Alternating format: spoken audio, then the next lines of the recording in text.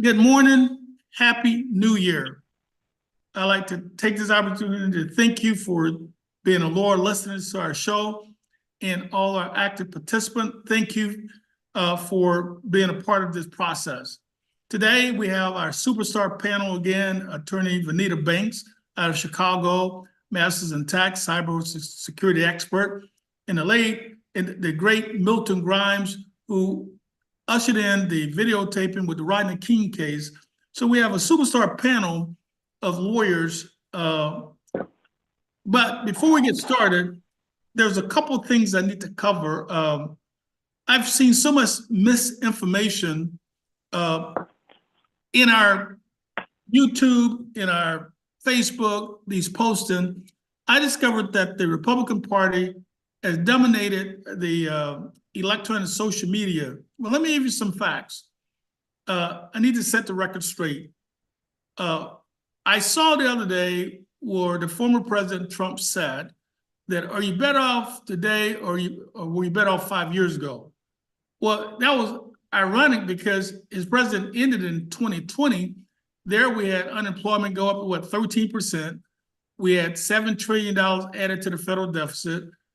People were dying every day because of COVID, because of malpractice in government. In other words, he said that you could cure with bleach. And the economy was crashing, people were dying, and he had the temerity to say, oh, you're better off today than you were when I was president. But let's talk about this. The unemployment rate today is 3.7%. We've had 25 consecutive months of the unemployment rate being lower than 4%.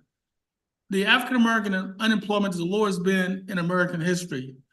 Wages are up 4.1%. Inflation is between 3 to 3.5%. Gas prices, at least here in Indianapolis, is the lowest it's been in a substantial period of time. Now, why do we have this significant increase in the jobs and things like that? Well, the President Biden invested in infrastructure, and the legislation that he got passed through bipartisan propped up money. So everywhere you go, like in Indiana, there's constructions on the highway. Well, that's federal dollars that came to the state, and he get no credit for it. And all of a sudden, in our state, they don't say there's part of the Build Back or the legislation passed by the Biden administration. We have all type of legislation that's been passed, the CHIP Acts and signs and things like that. But what I want to start with today is that there's an attack again on our democracy. Today is January the 6th, 2024, and it's a historic day. January 6th, 2021, we had an assault on American democracy. And we'll start there because I saw a latest poll that says only 13% of Republicans think that was an attack on democracy. It's something silly. And Attorney Banks and Grimes, it amazed me how distorted history has become in the last 3-4 years. It's just amazing.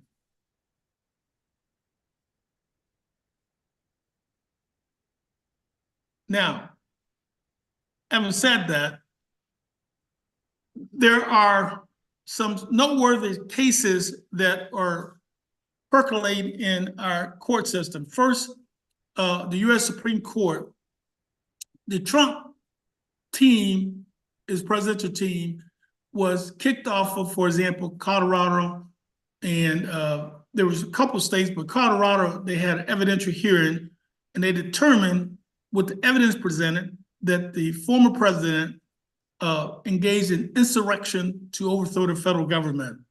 They did findings of facts, conclusion law, they did a trial. That was brought by Republicans. Now, what was fascinating, what I've not seen before in a long time, is the fact that the U.S. Supreme Court accepted this brief before the ink was dry on the brief and set it for oral argument February 9th. And if you know anything about the Supreme Court, that's extraordinarily fast. And I was thinking to myself, the only reason they would have set that fast is that apparently most of the people probably already made up their mind. I saw where a congressional person wanted to have Clarence Thomas recuse himself from the proceeding based on the fact that his wife was an active participant. Have you been following that case, Counselor Vanita Milton? I have not, but I know a little about it. Following it detail for detail, no. No. Yes, I've been following the case, and as Attorney Lee stated, and Happy New Year, everyone. Happy New Year. As Happy New Attorney Year. Lee stated, that the Supreme Court very quickly accepted the case this week. And unfortunately, and it's another sign of the times that we're in, the former president called out to those three judges that he appointed and said, "We look forward to you delivering a, quote, fair decision." But there are at least two states, and Illinois is talking about the same thing. The Colorado suit is to keep the former president off the ballot, advocating that under the 14th Amendment, that anyone that engages in an insurrection or rebellion against the Constitution after taking an oath to defend it is ineligible to hold office. And as Attorney Lee stated, 6 Colorado voters filed the lawsuit, and it's funded by and led by a watch group called the Citizens for Responsible Ethics, many of which are Republicans that are bringing this suit. And of course, they are alleging that the former president's actions constituted engagement in an insurrection. And so it's going to be interesting to see how that case will be decided. And I'm wondering, and I think this is a big issue that divides a lot of people, and that is whether or not Trump should be added to the ballot and have the voters finally decide this issue. We know that he lost the 2020 election, that 81 million citizens voted for President Biden, that the former president lost by 7 million votes. He's lost 60 court cases. And so, again, the issue is whether he should be permitted to remain on the ballot in these states so that the voters can ultimately decide once again that he lost. Well, Nate, Daniel, yes, sir. You said I read once, and I can't quote where I read it, but the spin of the question can determine what the answer will be. And if he's got the right people supporting him and promoting him, they can ask you a question, just like when Hitler was taking over the world, had his goals to take over the world, and people saw him killing millions of people. They still believe that he was a better leader than they've ever had before. And a lot of people, most of the people supported him. So it's not new for a person like Trump to claim that he was denied his rightful position as president, even in light of the 7 million people more who voted for Biden than for him, because that's the spin on what happened. that he was deprived, he was cheated out of his position. So the psychology of it is beyond my comprehension, but I've read about it and I've seen it throughout history that this has happened before. So he's 46% favorite right now. Is that it? Yeah, it was 45% and Biden was 44 in a national poll of polls, which was shocking to me. By the way, listener, our number is 833-653-3529, 833-653-3529. That covers all 10 of our medium, whether you're on YouTube, Facebook, or radio station. But here's what I don't understand. I've been watching this fictional movement where people have said that the person who lost by over 7 million votes actually won the election. Right. Somehow that what we saw on TV when rioters attempted to overthrow the federal government, I saw one presidential candidate, a guy with a strange name, Wamasami or something, says that was a government involvement, that was an inside job by the government, accusing the FBI of instigating an overthrow of the government. It was insane. But what was scary to me is that person is polling at 4%. So 4% of the country apparently is following this nutcase. And it just blew my mind that somebody say something so ridiculously stupid and yet at the same time be a presidential candidate who's been on the stage each debate on the Republican primary. I don't get it. They got people still believing that the Confederacy won the war. And a lot of people, not just in the South, believe that Robert E. Lee is a national hero. As a matter of fact, I read a quote that even Winston Churchill said that Robert E. Lee was the greatest American hero of his time.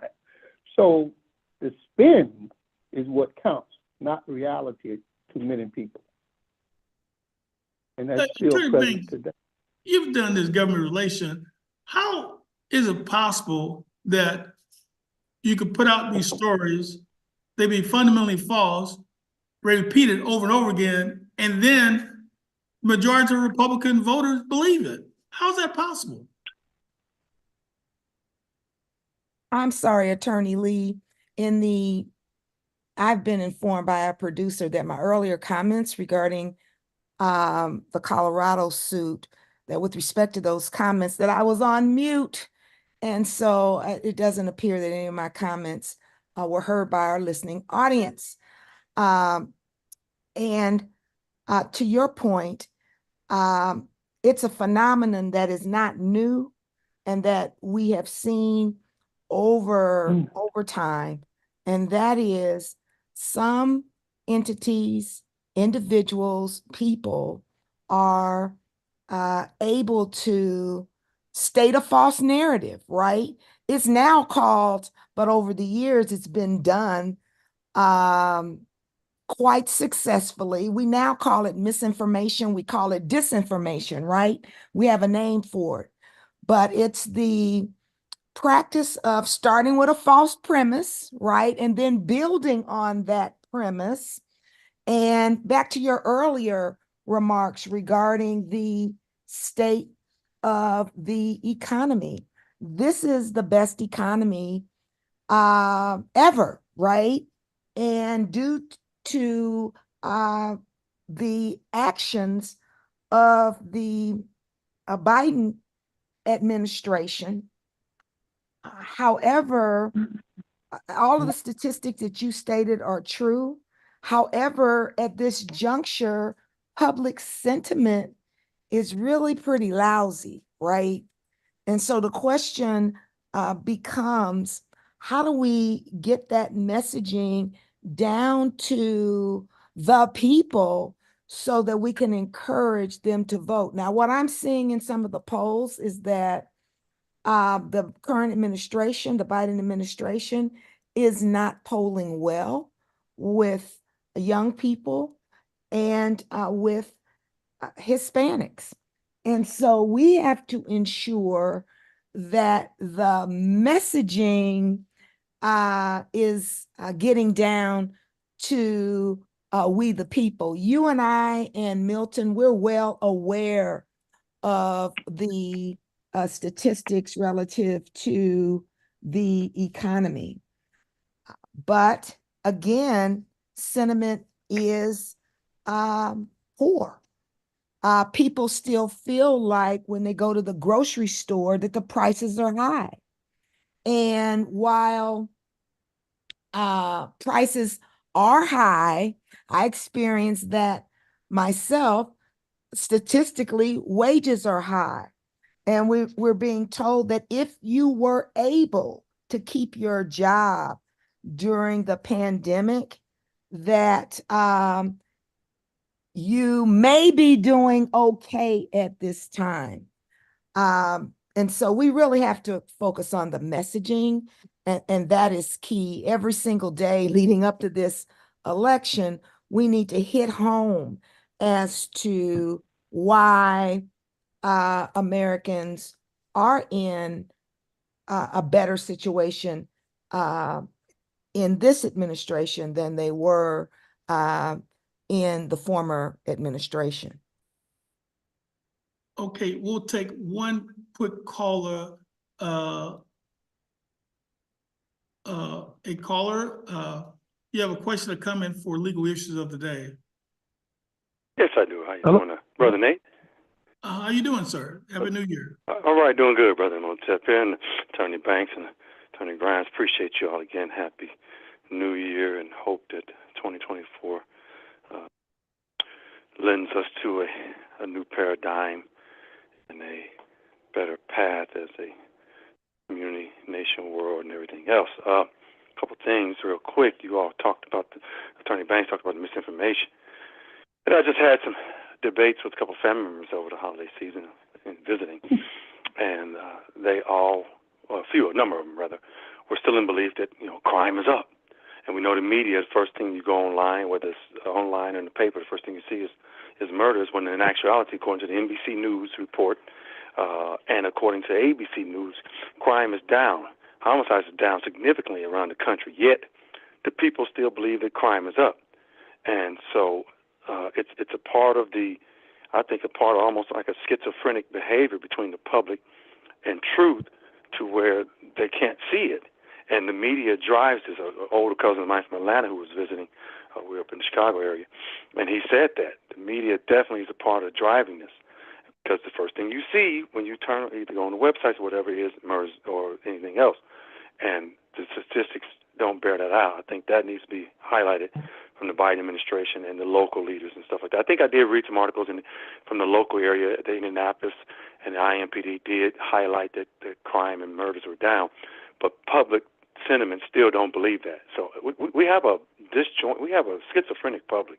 And then number two, how do you guys think Supreme Court's going to rule on the states' rights issue with keeping Trump from off these ballots? Colorado, I think Maine, I think did the other ones.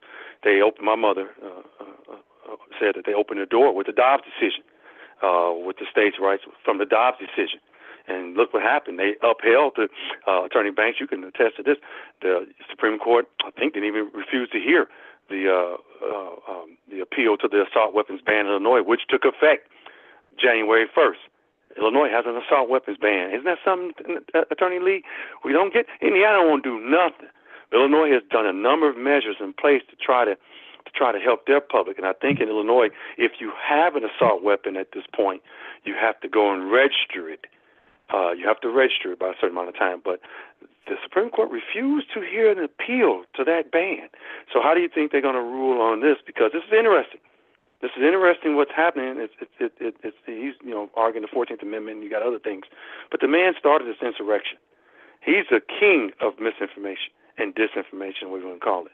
And so I know he appointed 3 of those people. I don't like that. That's what lends me to think that they're going to rule in his favor, those 3 appointees. People, if you think voting don't matter, here's a guy that put 3 on the Supreme Court, now that's going to rule on something critical. And they've been ruling on critical stuff, counting the Dobbs decision, counting affirmative action decision, and many other decisions. So I'd like to get you guys an answer with that. I know I threw a lot out there, but you guys can handle it. You are the best. Thanks for taking my call. Wow. Attorney Banks, he raised a lot of issues. And we've been flooded with a lot of text messages, but it had to do with the fact, Attorney Banks pointed out something about misinformation. One of those critical issues that we haven't discussed when you talk about misinformation is the border crisis. There is a overabundance of folks coming into the country seeking asylum or work or otherwise. So immigrants, they're calling migrants, which is slightly different, but they call the immigrants migrants. But the problem that is that the Republican Congress has failed. They refuse to allocate money in the budget to handle the problem. So in other words, they're blaming the Biden administration, but they yet will not bring to a floor vote the legislation proposed to assist to get rid of the problem. And so when Attorney Banks talk about misinformation, that's a glaring example of misinformation. You help create the problem, then you complain and put the blame on someone else, even though it's your responsibility. Last year, we had the worst Congress we've had in American history. It should be called the Do Nothing Congress. It took them, 16, 17 vote to get a speaker, and he wasn't, I guess, corrupt enough, so they got rid of him. Now they got another guy who supported an overthrow of the federal government of the insurrection. So we got these crazy leadership issues going on, and this misinformation Attorney Banks talked about is very salient because now you keep saying something even though it's false, and people believe it. But the critical issue that he raised, the caller wanted to know, and they want to know, what do we think the Supreme Court's going to do with this issue involving Donald Trump and the Colorado case? I have a simple response to that. It appeared to me that they telegraphed what they're going to do. In other words, Milton, have you ever seen the Supreme Court set a case for a hearing this fast? Before the ink was dry on their brief, they set it for a hearing.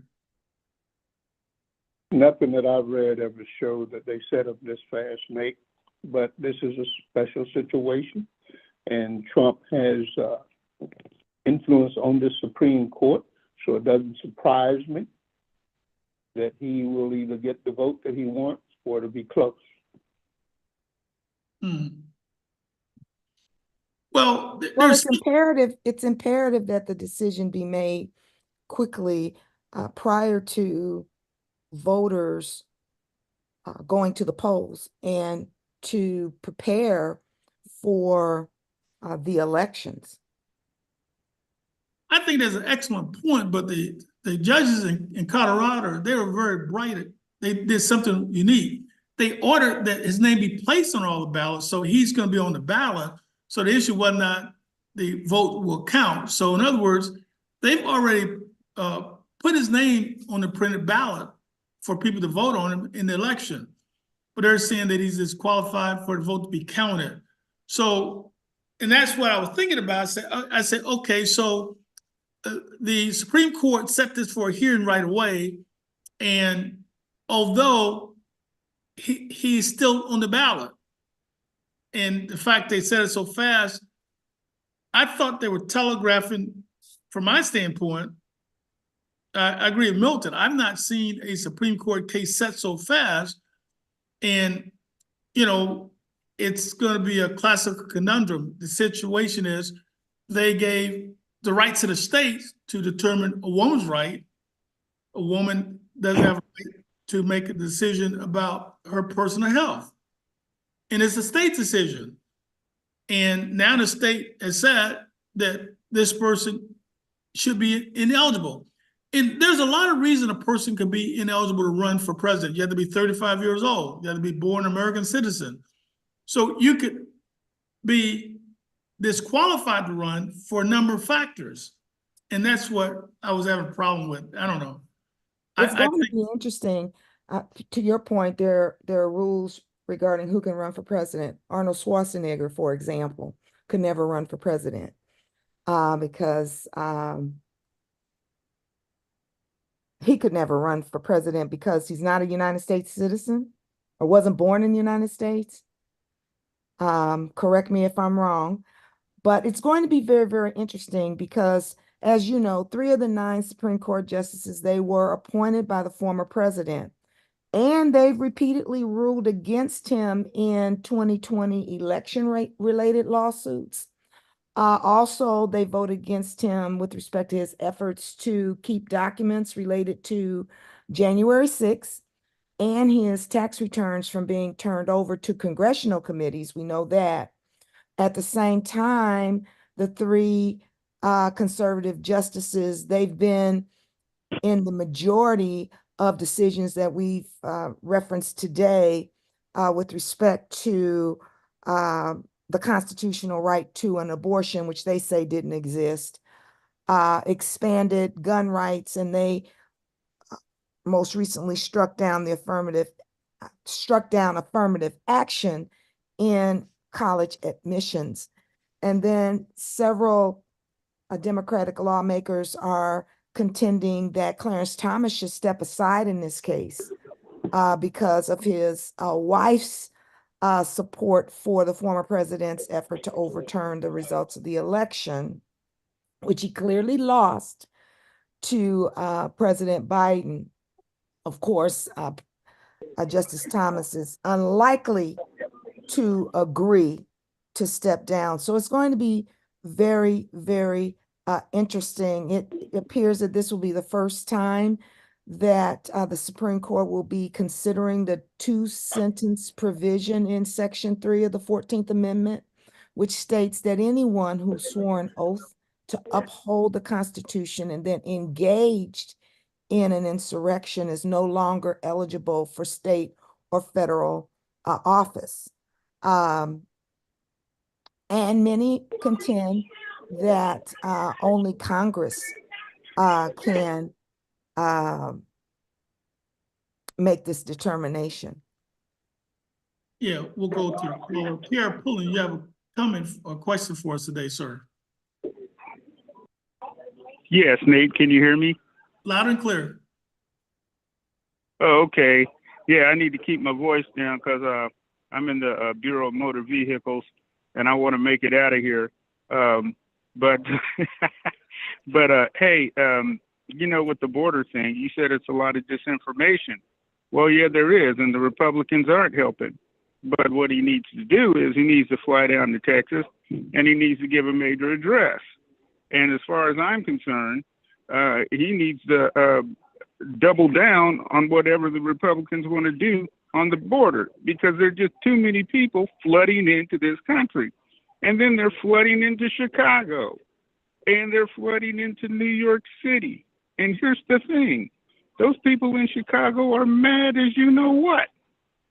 And we could probably end up losing Illinois. They got state funds being rolled out to take care of these people and everything. You get New York using money to take, and people are mad.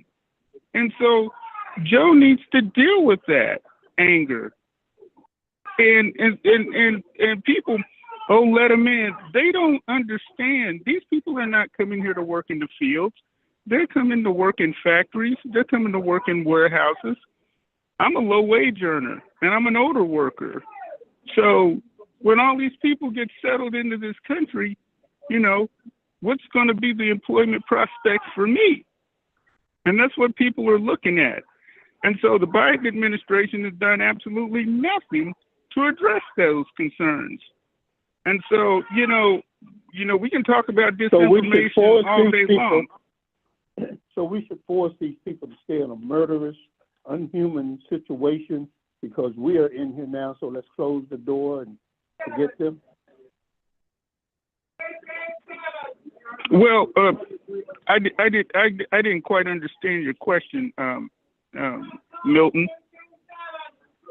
I said, so we should force these people not to take refuge in our country, but to stay in the situation that they're in and watch their kids die and watch them be murdered. Well, because we are now here, so we close the door and keep them out of here. Is that what your position is?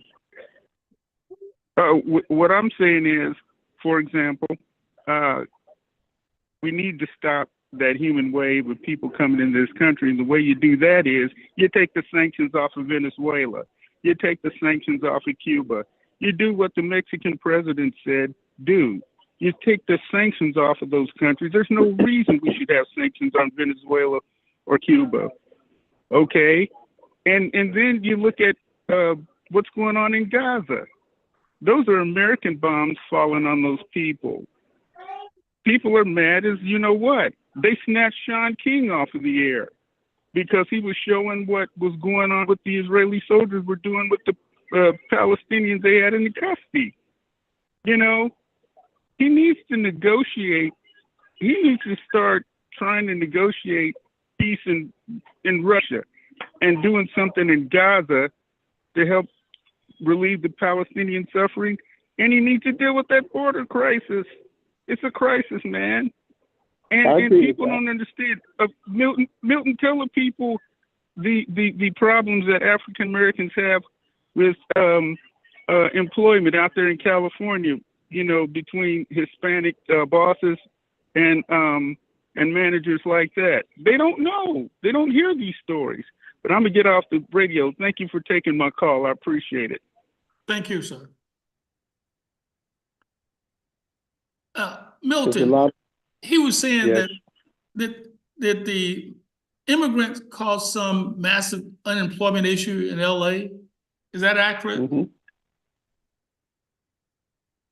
I don't know that that's accurate, but I'll speak to his biggest concern, and that is he wants to stop helping people who are in life and death situations because they're not here in America. And I think that man owes a duty to his fellow man to protect him wherever he can and however he can.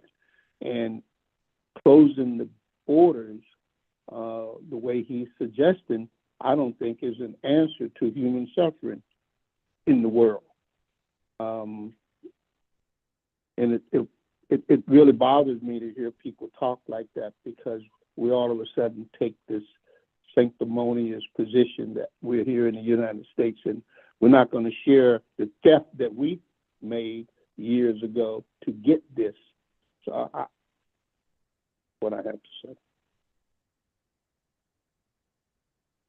Attorney Banks, how did that affect Chicago? Well, Chicago's being affected each and every day, as we've seen the governor of Texas resort to all types of inhumane and unethical tactics in transporting the immigrants to Chicago by bus, dropping them off at various suburbs throughout the city of Chicago, transporting them by plane with little or no notice. We're seeing suburban mayors and city councils pass ordinances that require some form of notice, and absolutely funding is needed to support the immigrants in sanctuary cities. Yes, cities, yes, states like New York and Chicago and Los Angeles have stepped up and declared to be welcoming sanctuary cities. However, they need funding to safely make these accommodations. There is no excuse for any humans to be housed outside of or in police stations across our nation, nor airports. It's just absolutely unacceptable. It is a crisis that needs to be addressed by adults coming to the table and figuring it out. I think that now that it is well known that this is a national crisis, that we need all states to come to the table to figure out what is the best approach to this crisis. Thank you, Vanita, for saying that. Well, one comment about for the leaders in New York and Illinois, in order to fix immediately the stunt that the Texas governor and the Florida governor is doing, it's something they could do very quickly to stop this crazy and hold somebody accountable. Civil justice hold people accountable for their wrongful act. If they had acted legislation right away that basically made it illegal to transfer immigrants from their state to another state, hold the transporter companies liable, hold the person who authorized is liable, both civil and criminal, I think it'll stop it right away. They need to have some type of accountability for this gross misconduct, and that's my take on it. You know, I think that also they need to provide resources necessary to handle the problem.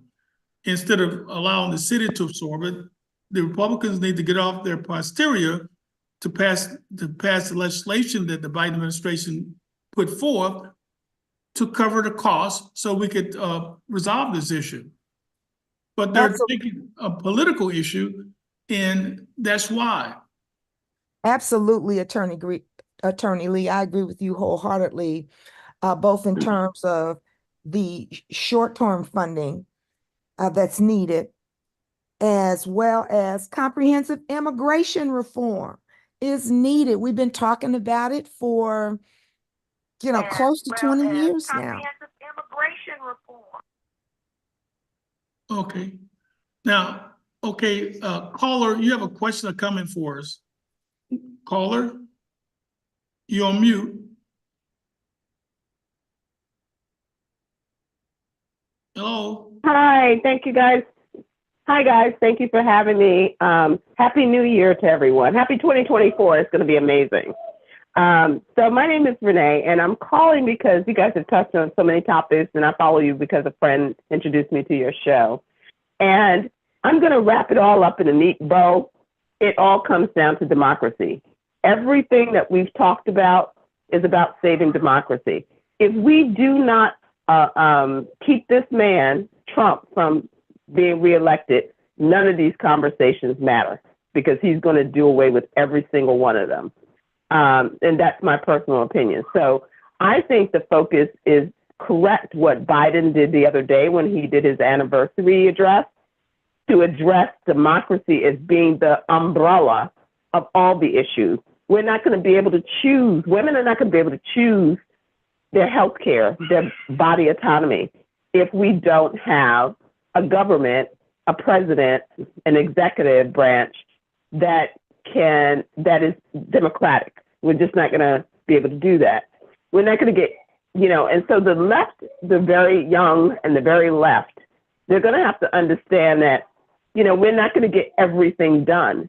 And we're definitely going to get nothing done if we don't keep Trump out of the White House and keep our democracy. And I think that's the message that needs to go forward, is that we need to let everybody know that, of course, we are not a perfect country. I mean, I'm African American, and I know we're not a perfect country. And so in order to be able to make the situation better for my children that are going to be left behind and their children and so on and so forth, we have to maintain a democracy, because guess who's going to get the brunt of having a dictator in office?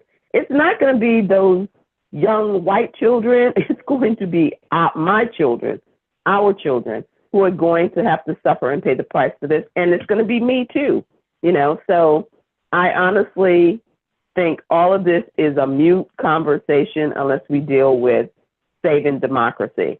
Not that it's not important to address right now, but what also the youngsters have to understand is that Biden is an executive branch. He can only do so much that the legislative branch and that the judicial branch would allow him to do. He only has so much power. You know, he tried to give us student loan forgiveness. Guess what? The Republicans decided that, no, we're not going to do that for poor people or people of color. We're going to take it to the Supreme Court. And the Supreme Court did what? It knocked it down. So until we get civics education back into our schools and into our communities, and to have people understand how this all works and why it's important to keep it going and make it better, we're going to be dealing with the issues of women losing rights, Black people losing rights, gay people losing rights. And then it's going to come down to, you know, when they're done with them, they're going to go for everybody else. So, and Jewish people losing rights, and Palestinians losing rights, so on and so forth. Anyway, thank you for taking my call, and I hope you guys have a great 2024. Thank you. Attorney Banks, she made a lot of points. Absolutely, and I wholeheartedly agree with our callers' excellent points. And President Biden's speech yesterday, and he raised the pivotal question. I think it's the most urgent question of our time, which is democracy still America's sacred cause? It's just that simple. And that our democracy and our freedom is on the ballot. So the question, you know, becomes, do we want to remain a democracy or a republic? And we strive very, very hard, and we have a lot of work to do, and we're not perfect, right? But what we've seen is an outright frontal assault on our democracy. And again, I wholeheartedly agree with our caller. Our democracy and our freedoms are very much on the ballot. And the practice of democracy, it is an active sport, if you will, right? And we need everybody engaged in the process. And the most fundamental obligation of a citizen is to exercise that fundamental right to vote that so many died to ensure that we all, as citizens, could exercise. Yeah. Democracy doesn't protect those who think they are entitled, because it shares too much of the good that everybody could have. So there is a movement afoot to bring it back to what benefits white folks, and there's too many minorities getting benefits that they could prevent them from having if we have a more conservative government. So I think they have an ulterior purpose, and that is to stop this giving of freedom and sharing of equal rights to all, but just keep it for the white majority. Okay, Webster French, you have a question or comment for us today? Hello? Hello. Yeah, you have a question or comment for us today, sir? Oh, good morning. I had listened to a program recently. The question came up, why should young African Americans vote in the election? What difference does it make? I just want to talk about what happened to Judge Myra Selby, a local attorney in Indianapolis who has served on the Indiana Supreme Court, was nominated by President Obama in 2016 to be on the U.S. Court of Appeals, I believe the Seventh Circuit. The Senate Majority Leader Mitch McConnell refused to give her a hearing. Her nomination was blocked. A year later, President Trump nominated Judge Amy Barrett Coney Barrett, who was teaching law at the University of Notre Dame. She was fast-tracked, approved, was on the appeals court.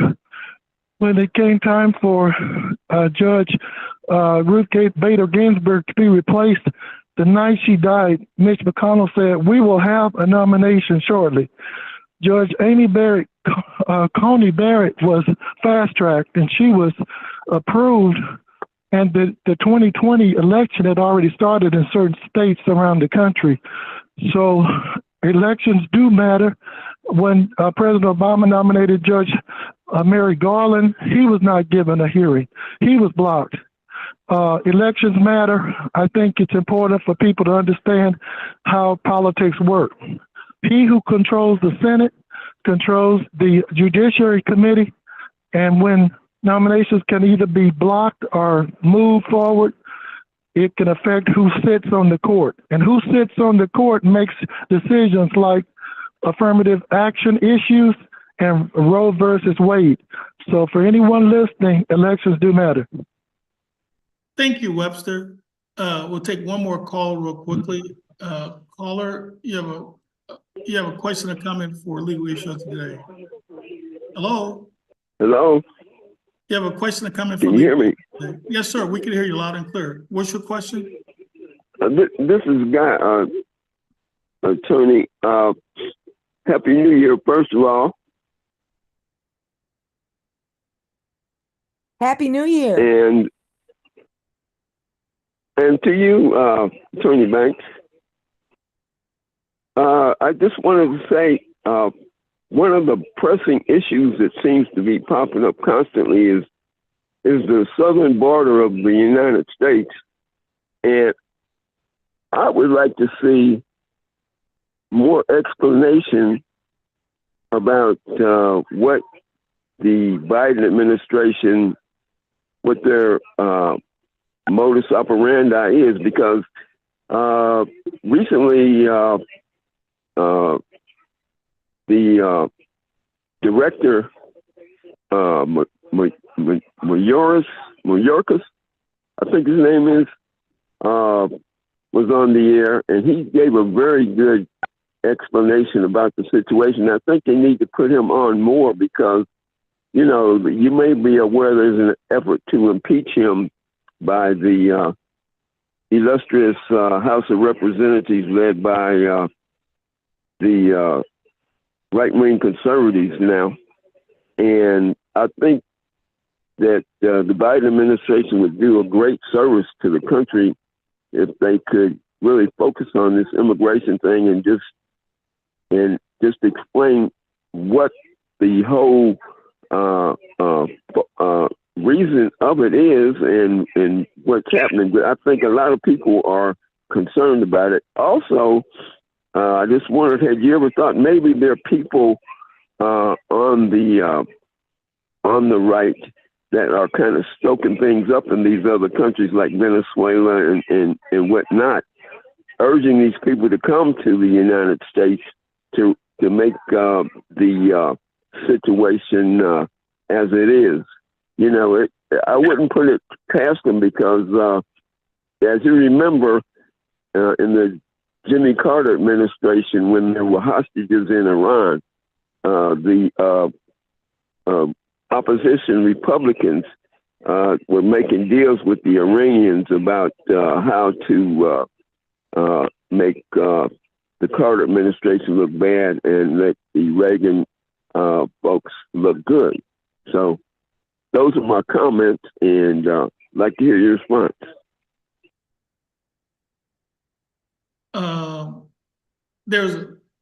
To answer your question, there's about 20 legislative acts that the Biden set forth to Congress to deal with the border crisis, none of which have been acted upon by the leader of the House. So, for example, the problem has to be solved in an orderly fashion. You have to have judges hear each case.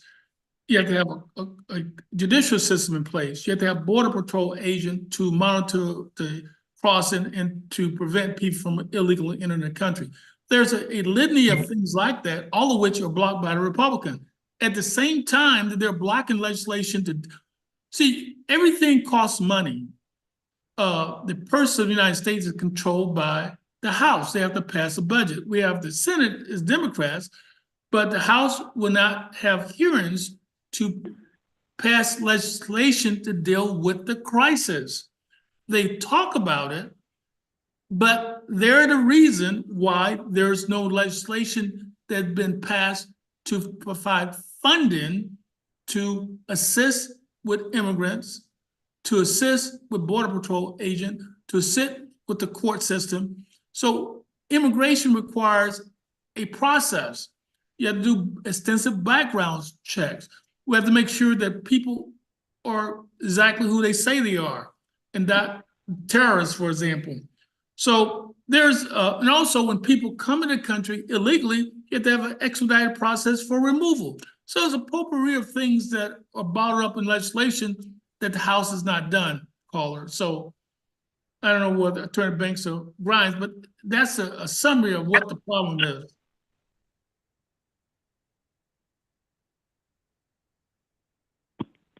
And also you have to have a legal pathway to citizenship. I forgot about that. Let me take one last caller. Call, you have a question or comment for legal issues of the day. Hello? Yeah, is that me again, Nate? Yes. Your waiting room process, I think, put me on twice. But anyway, yeah, I think,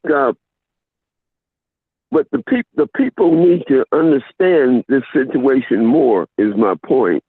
You know, in terms of it obviously there are people that want to come here for various reasons to the United States because of the situations in their country.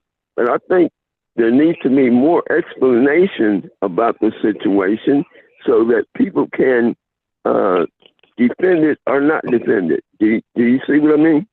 Yes, full understanding. I agree with our caller. I agree with you, Guy. And I just wanted to say that I think that we should all really research this issue. And when we talk about comprehensive immigration reform, we need to talk about, what that means. To me, it means there's a pathway to citizenship and that there are rules and regulations that govern that.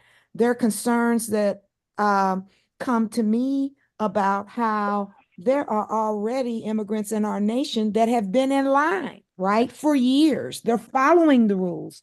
I don't know if the recent influx of immigrants that we're, seeing arrive in our cities on a daily basis, I don't know where they are in that process.